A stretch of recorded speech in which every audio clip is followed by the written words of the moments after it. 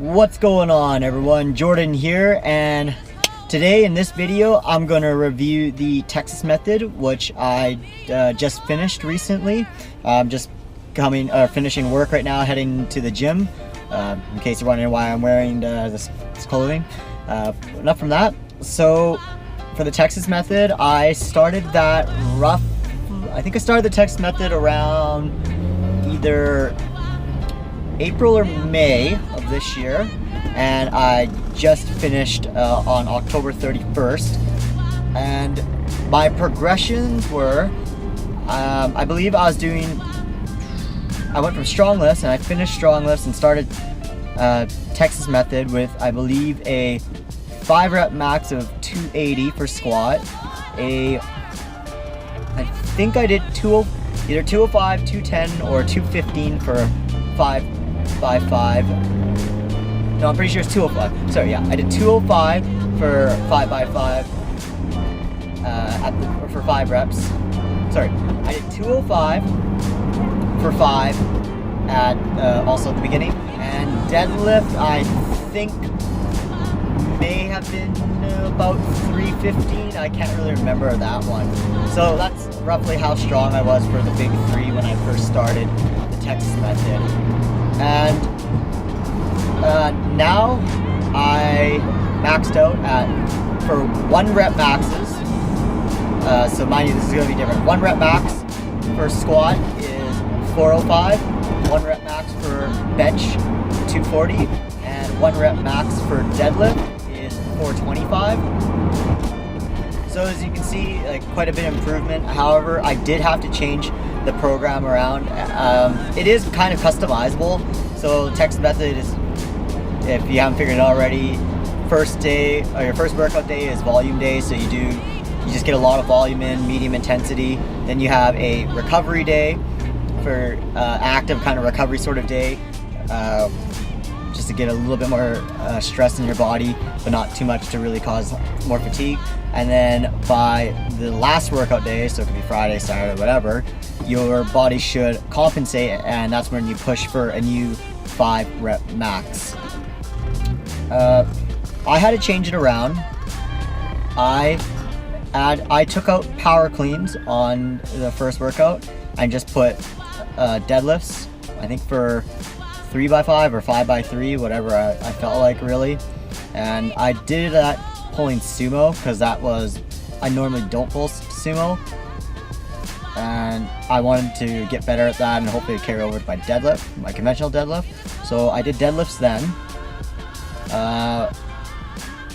As well, on Wednesday I did front squats instead of regular squats. I believe that was in the starting strength book or whatever, to do front squats. I'm not too sure, but I just only did 3x5 or 2x5 once the volume days were getting really, really taxing. And I would also on recovery day do speed work, speed deadlifts for just like 5x3, like pretty light though. Speed deficit deadlifts, pulling just as fast as I can off the floor. Like, it wasn't supposed to be hard or anything, just working on speed and technique. And then, yeah, for the last workout, I usually kept it as trying to beat a new 5 rep max. So I'm gonna go with all the pros right now. All the pros, I think the Texas method it's great because it allows you to have something to look forward to, and it allows you to have something to work towards every single week. So your workout A is giving you all the stress. Your workout B is just a nice recovery, and then your workout C, you're trying to go for those new 5 rep maxes. So really everything else leads up to that 5 rep max day, and it feels good, especially if my intensity day would be on the weekend. So I'd be well rested, and I'd usually be able to push more. I also liked how it's like a whole bunch of different lifts. It's full body exercises, because lower body stuff gets me warm really fast. I sweat like crazy. Upper body, I can never seem to get really sweaty and warm and feeling it too much. That's just me. So I like the full body stuff, because then my body temperature and everything would still be good once I was going into bench or overhead press. Now all the dislikes, then I'm gonna have to say it. There's probably quite a few. There's actually probably more than the pros. There's not enough volume for bench. My bench only has my 5 rep max. I mean, no, sorry, my 1 rep max for bench has only went up 5 pounds since the middle of summer, and even prior to that, I think I was about the same amount I've ever bent. Yeah, I don't think my bench really has gone up that much. So there's not enough volume for bench press. Overall, actually, there's not even that much volume. That's what a lot of people complain about. But if you're able to move up, that's cool. Also, I find you get stuck really quickly doing 5x5 on volume day. Like, it's hard to keep going up on that or put enough to push on intensity day. So you have to either change to 6x4 or and then to 8x3, which the downside of that is if you change your rep schemes to that, is you're going to be at the gym for a very, very long time. Like I was sometimes there for over 2 hours on volume day. It's really, really taxing. And then eventually you'll have to do the same on intensity day. Instead of doing for a 5 rep max, you might have to go 2x2 instead. And doing it that way, switching around the rep schemes to that, will allow you to push pretty far. I think it's not really specified in the book either, but doing this, eventually you're going to get to the point where you're just too damn fatigued and you're going to need to take a deload week.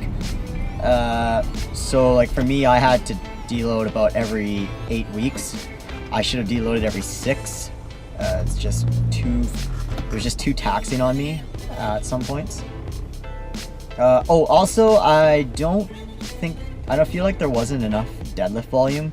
Like it's a like with my added changes, there's a little bit more, but it's still like my deadlift is pretty weak compared to my squat and bench.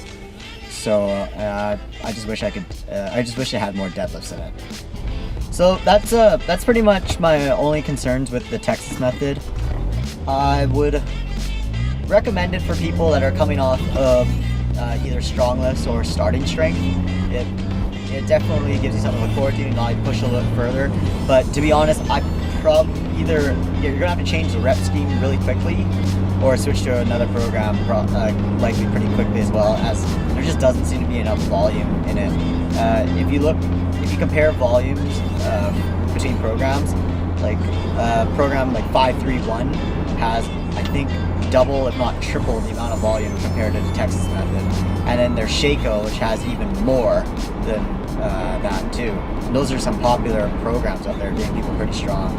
So I would try milking your newbie gains as much as you can and your like early intermediate gains. So do starting strength or strong lifts and then move to Texas method, but don't stay on it too long. After that, go to like 531 or Shaco if you have the time.